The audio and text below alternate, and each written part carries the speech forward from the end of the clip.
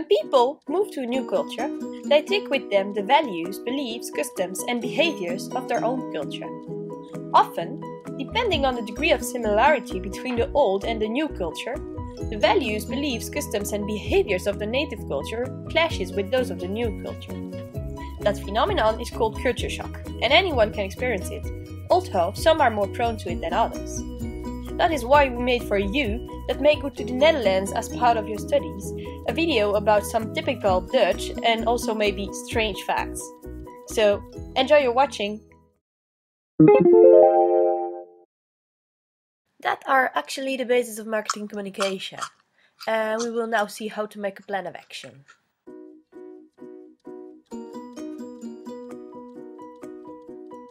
If it is your first time in Holland, you will be surprised when you walk into the class to find some students are eating during the professor's lecture. In your culture, it sometimes may be rude to eat during the lecture, but not in Holland. First, it is because Hollanders don't have the actual meal time, so they eat whenever they are hungry. Second, it means that the power distance between professor and students is not that far, and relation is not heavy as it is in your culture. So, if you are hungry, don't be hesitate to eat during the lecture. Just be aware that you don't disturb others. Blah blah blah blah blah blah blah blah blah blah blah blah. Excuse me, Mr. Poxon. Oh no, please, call me Paul. If you come from a culture where the power distance is very high and hierarchy comes before everything, be ready to experience a big change. In fact, in the Netherlands, power distance between students and teachers is not very high. It is quite probable that you will meet some teachers that want you to call them by their first name. And after the phase of confusion and frustration that are characteristics of the culture shock, you normally should adjust and adapt you. In other words, you will be able to call your teacher by his or her first name without stuttering.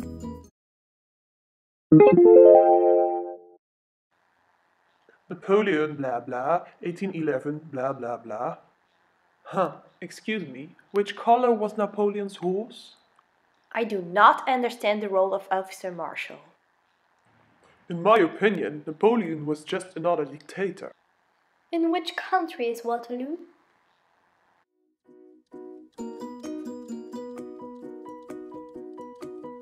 A particularity of studying in the Netherlands is the dynamism of lectures. In fact, it is common to give your opinion about anything, and debates keep going on. That is why in most of the cases, you should not be afraid to ask a question to your teacher while he is giving a lesson. You will have to get used to it. Dutch teachers are reachable. They will answer your questions without being offended. But once you will be acculturated, or put another way, when you will have assimilate this Dutch behavior, it is not impossible that you will have to readapt when going back to your home country.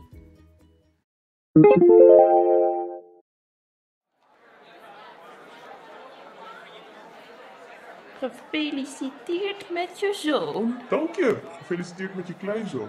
Gefeliciteerd met je neef. Gefeliciteerd met je zoon.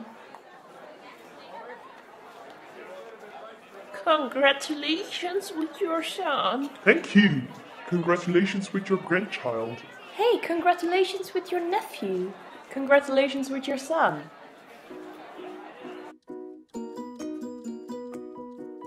Dutch birthday parties are a real experience for non-Dutch people. When you enter a Dutch birthday party, you'll find all people sitting in a circle. The first thing you're supposed to do is of course congratulate the birthday boy or girl, shake hands and kiss 3 times on the cheek. Then you enter the circle and do the same thing over and over again until you've congratulated everyone. Then you also sit in the circle, where you stay for hours. Let's move on to situation 5, where a little girl greets her father that she hasn't seen since the night before. Hi, Daddy! Hi, sweetheart. Did you have a good day? As you've heard multiple times, the Netherlands has a very low power distance. While other cultures use greeting each other to show each other a sign of respect or love, in the Netherlands greeting each other is basically just greeting each other. Saying hi without physical contact is considered very normal. Even shouting at someone you know and waving at each other when you run into someone is considered very normal in the Netherlands.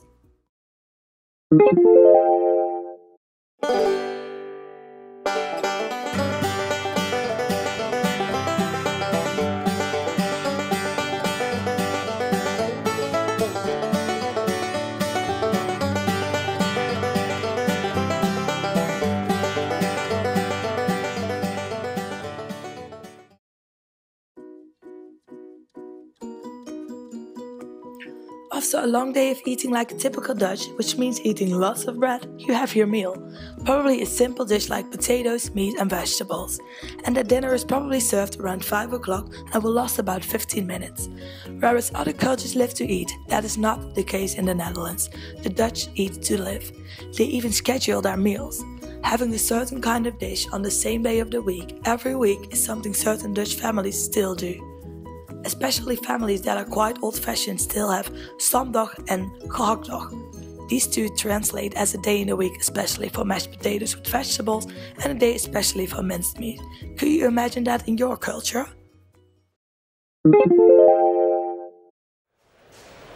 Zonnetje erbij? Ja, alsjeblieft. Alsjeblieft. Dankjewel. Dag. Do you want a ticket? Yes, please. Here it is. Thank you. Bye. In the Netherlands, the power distance is low. If you come from a country which has high power distance, you will be surprised of how we call each other. Whether it is in school, at home, or in public space, we use the informal way of speaking. Where in the formal way, we use the word u. In Dutch, we use the word je or jij when we are talking to someone. This could be someone we know, a stranger, or elders. As you will go through the different stages of culture shock, you eventually will accept and try to adapt to your new environment, thus resulting in not hesitating to use the informal way when speaking to someone. Every time I see a waiter, I think the same thing. That is definitely not a real job. We have talked about it 100 times. You know that I disagree with you about that. Oh, come on, but really, Yolanda, you're paid to be the slave of grumpy customers. No, in my opinion, you can be very happy being a waiter. It is a job like another, and it is just a question of liking what you do for a living. Where it is considered rude or disrespecting in certain cultures, openly disagreeing with someone is very common in the Netherlands. Whether it is with your friends, family, teachers, or strangers, Dutchies are not afraid to start a discussion. The Dutch culture is an individualistic culture. We put our individual goals over group goals, and that is why we do not hesitate to share our own opinions or disagree with something. In fact, we encourage each other to give an opinion. Do not hesitate to give your opinion, and whenever someone openly disagrees with you, just listen and say what you think. So do not see it as something rude or disrespectful, but see it as an opportunity to avoid tension between one another. The bottom line is to come to an agreement, and the only way to come to that is to disagree.